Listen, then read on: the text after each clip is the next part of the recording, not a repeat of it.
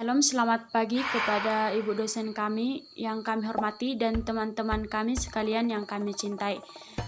Baiklah, kami dari kelompok 15 akan mempresentasikan hasil diskusi kami, yaitu tentang pengertian psikologi perkembangan, tujuan psikologi perkembangan, dan ruang lingkup psikologi perkembangan. Kami harap semoga teman-teman tetap dalam keadaan sehat dan juga ibu dosen kami yang tercinta semoga dalam keadaan sehat dan dalam lindungan Tuhan.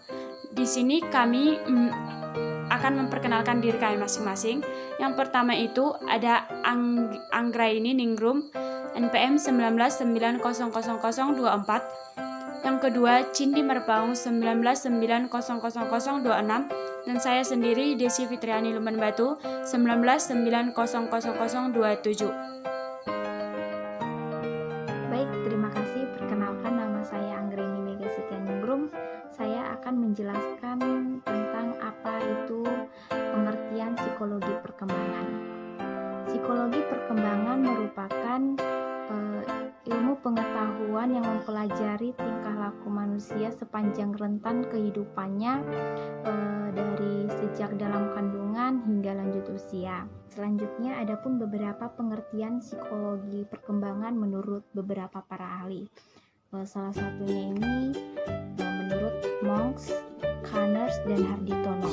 Jadi menurut mereka ini psikologi perkembangan itu lebih mempersoalkan tentang faktor-faktor umum yang mempengaruhi proses perkembangan dalam diri seseorang atau suatu individu.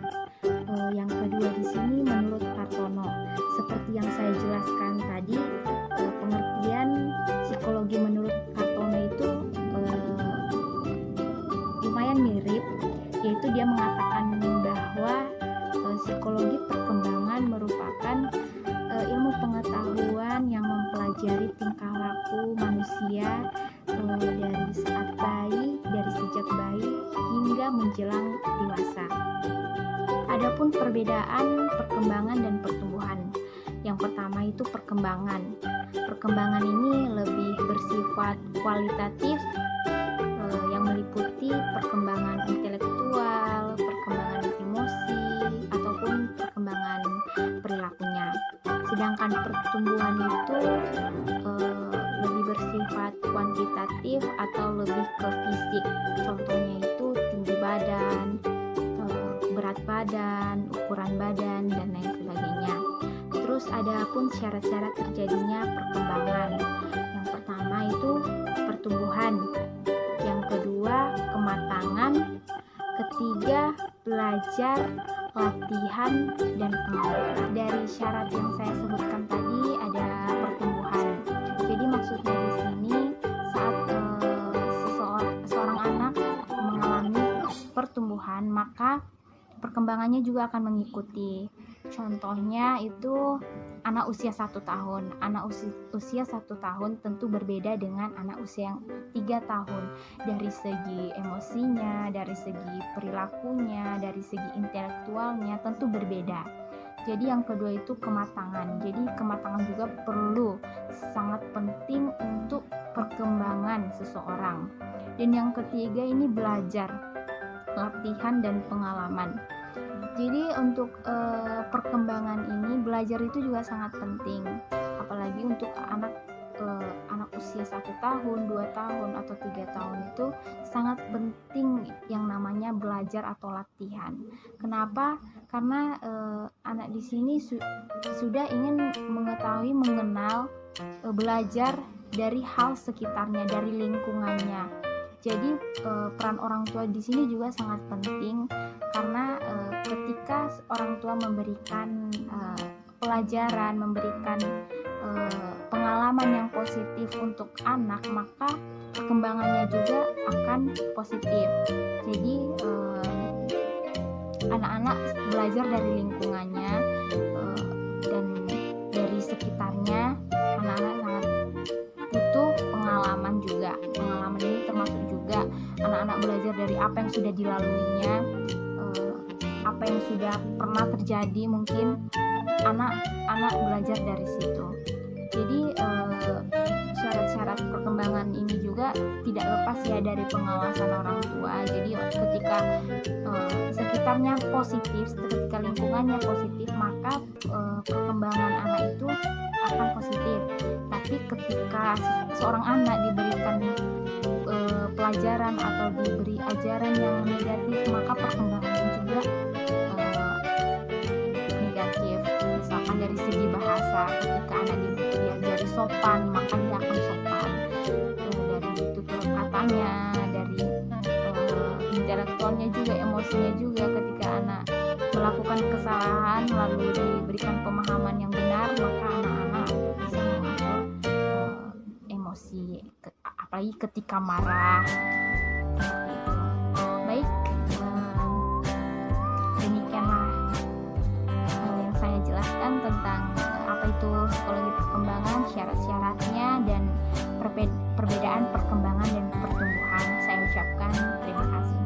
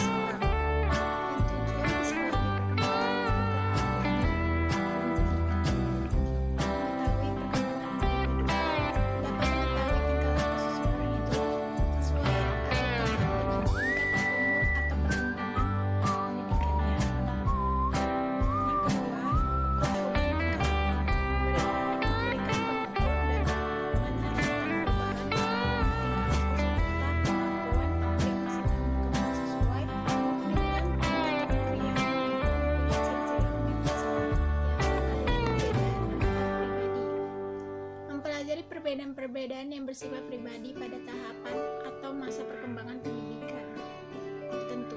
Mempelajari tingkah laku seseorang pada lingkungan tentu yang menimbulkan reaksi yang berbeda. Keempat, mengetahui tahap perkembangan pendidikan psikologi. Membantu apa yang diharapkan oleh seseorang dan kapan yang diharapkan itu muncul dengan apa yang diharapkan dari seseorang, kemungkinan untuk menyusun pedoman dalam bentuk skala tinggi berat.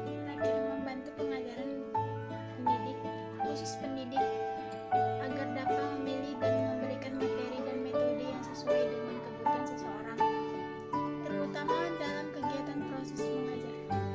Baik, materi selanjutnya akan dijelaskan oleh Desi tentang materi ruang lingkup psikologi perkembangan. Laman Batu NPM 19900027 akan menjelaskan tentang ruang lingkup psikologi perkembangan. Berdasarkan pengertian psikologi perkembangan, dapat dipastikan atau dapat diartikan bahwa ruang lingkupnya mencakup satu kesatuan kehidupan manusia sepanjang masa. Berdasarkan pengertian menurut Muhammad Kasiram mengatakan ruang lingkup materi psikologi perkembangan meliputi masa dalam kandungan, masa bayi, anak kecil, anak sekolah, masa pueral, masa pra-remaja, dan masa dewasa. Yang pertama, saya akan menjelaskan tentang psikologi anak, yaitu usia 2 minggu sampai 2 tahun. Masa ini adalah masa atau periode kritis dalam perkembangan kepribadian, merupakan periode di mana dasar-dasar untuk kepribadian dewasa pada masa ini diletakkan. Atau contohnya, dia akan mulai bermain, bahkan bermain seperti seusianya sendiri. Yang kedua itu tentang masa kanak-kanak, yaitu umur 2 sampai 6 tahun. Pada masa ini, anak-anak mempelajari dasar-dasar perilaku sosial sebagai persiapan bagi kehidupan sosial yang lebih tinggi lagi yang diperlukan untuk proses adaptasi, yaitu dalam waktu dia masuk kelas 1 SD. Yang ketiga itu masa anak sekolah atau 6 sampai 12 tahun. Disebut juga masa intelektual, di mana anak-anak akan mulai berpikir kritis, karena pada masa ini anak lebih difokuskan pada kegiatan mendapatkan pendidikan dan perkembangan intelektualnya sendiri. Pada masa ini juga anak lebih memiliki kesiapan untuk menjalankan tuntutan dari orang lain yang ada di sekitarnya. Contohnya dari orang tua, guru-guru, dan bahkan teman-teman di sekitarnya. Selanjutnya, psikologi puber dan adolescensi atau psikologi pemuda. Psikologi ini menekankan pada periode pubertas, yaitu di akhir usia masa kanak-kanak dan awal usia remaja, yaitu sekitar umur 11 atau 12 tahun, bahkan sampai 15 atau 16 tahun. Dalam masa ini, terdapat beberapa tanda-tanda yang dimiliki oleh individu laki-laki maupun perempuan yang berhubungan dengan perubahan bentuk, porsi, ciri-ciri seks primer, dan ciri-ciri seks sekunder. Menurut Erikson, masa remaja adalah masa terjadinya krisis identitas atau pencarian identitas dirinya sendiri. Gunarsa merangkum beberapa karakteristik remaja yang dapat menimbulkan berbagai permasalahan pada diri remaja tersebut.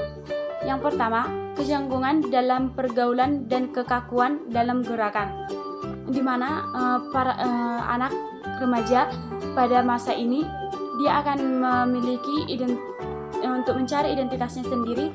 Dia akan mulai bergaya atau bagaimana dia akan mempersepsikan dirinya di lingkungannya sendiri. Yang kedua itu ketidakstabilan emosi. Yang ketiga, adanya perasaan kosong akibat perombakan pandangan dan petunjuk hidupnya sendiri. Yang keempat, adanya sikap menentang dan menantang orang tua, di mana pada usia ini anak-anak akan berpikir bahwa dirinya bisa, bahwa dirinya dapat sudah dewasa atau sudah memiliki identitasnya diri sendiri. Yang kelima itu pertentangan di dalam dirinya sering menjadi pangkal penyebab pertentangan dengan orang tua. Yang keenam, kegelisahan karena banyak hal diinginkan tetapi remaja tidak sanggup memenuhi semuanya. Yang keenam, senang bereksperimentasi. Yang ketujuh, senang bereksplorasi. Yang kedelapan, mempunyai banyak fantasi, hayalan, dan bualan pada dirinya sendiri. Yang kesembilan, kecenderungan membentuk kelompok dan kecenderungan kegiatan kelompok.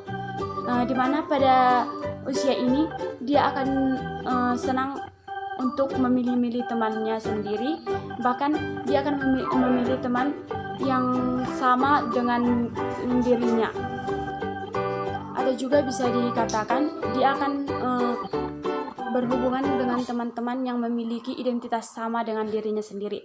Yang ketiga itu ada psikologi dewasa. Di psikologi dewasa ini merupakan periode penting dalam kehidupan manusia. Periode ini terbagi atas 3. Yang pertama itu masa dewasa awal atau 21 sampai 40 tahun.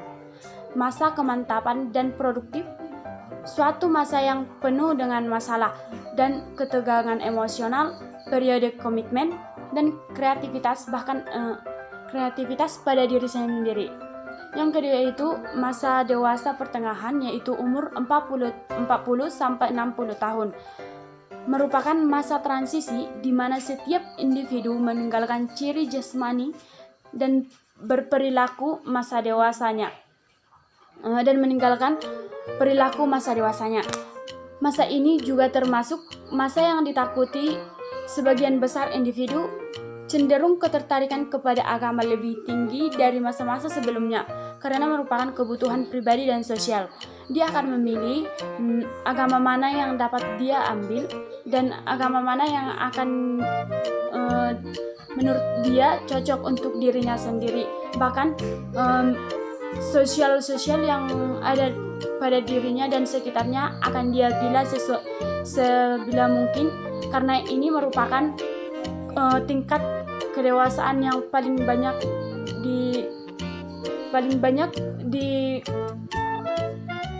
dipermasalahkan setiap individu. Selanjutnya itu ada psikologi orang tua, 60 tahun sampai bahkan meninggal. Merupakan masa penutup dalam psikologi perkembangan atau masa penutup dalam rentang hidup seseorang, yaitu di mana seseorang telah beranjak jauh dari periode dahulu yang lebih menyenangkan atau beranjak dari waktu jauh dari periode dahulu. Pada masa ini dahulu yang lebih menyenangkan atau beranjak dari waktu yang penuh bermanfaat. Pada masa ini ditandai dengan adanya perubahan yang bersifat fisik dan psikologi yang semakin menurun. Seringkali orang menyebut masa ini adalah masa di mana individu tua kembali ke masa kanak-kanaknya lagi. Pada masa ini dia akan berulah layaknya seperti anak-anak, dalam hal fisik, bahkan dalam hal psikis, bahkan dalam hal jasmaninya. Perubahan fisik dapat diamati dari perubahan fungsi melihat dan mendengar yang secara mudah diamatinya. Para psikologi ada yang memandang periode kehidupan masa ini sebagai masa yang negatif, masa yang menyedihkan, lemah fisik, penyakit, dan lain-lain. Di masa ini dia akan merasa bahwa hidupnya tidak lama lagi, bahkan dia akan memiliki banyak penyakit dalam dirinya, bisa dikatakan banyak penyakit, karena di masa-masa ini tubuhnya akan rentan akan imun. Ruang lingkup tersebut dikarenakan dalam psikologi perkembangan mengkaji perkembangan tingkah laku dan aktivitas mental manusia sepanjang rentang kehidupannya, mulai dari masa kandungan hingga meninggal dunia. Demikianlah presentasi kami. Jika ada tutur kata atau kesalahan kami, mohon dimaklumi. Sekian dan terima kasih.